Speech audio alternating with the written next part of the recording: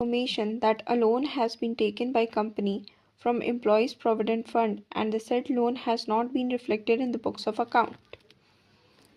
ठीक है, अगर ऑडिटर को ऐसा इन्फॉर्मेशन मिला है कि लोन लिया गया है कंपनी से, कंपनी लोन ली है एम्प्लॉय प्रोविडेंट फंड से और वो लोन को रिफ्लेक्ट नहीं किया गया है बुक्स ऑफ अकाउंट्स में, then this is an example of misconduct. Next example is fail to give disclosure of charge created against guarantee given in favor of group company.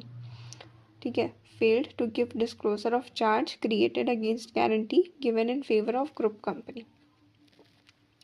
Clause 6 fails to report a material misstatement known to him to appear in a financial statement with which he is concerned in a professional capacity.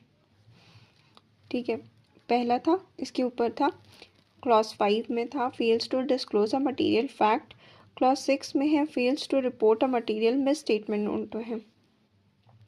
ठीक है, उसमें एक fact known था वो disclose नहीं किया, इसमें material misstatement known था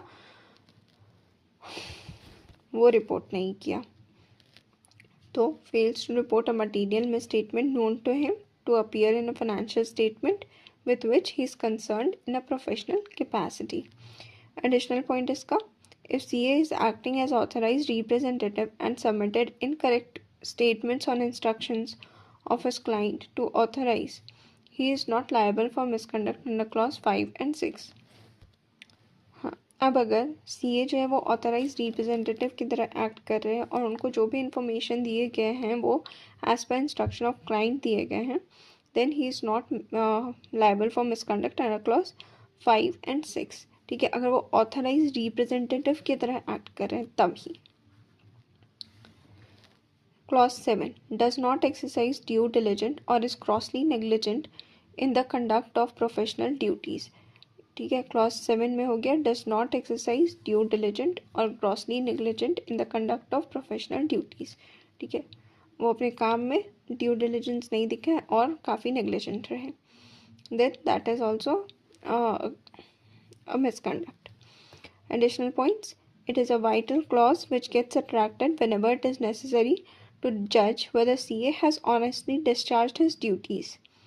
The expression negligence covers wide field from fraud to minor negligence. ठीक है, इसमें फ्रॉड भी इंक्लूड हो जाएगा और माइनर नेग्लिजेंस भी इंक्लूड हो जाएगा.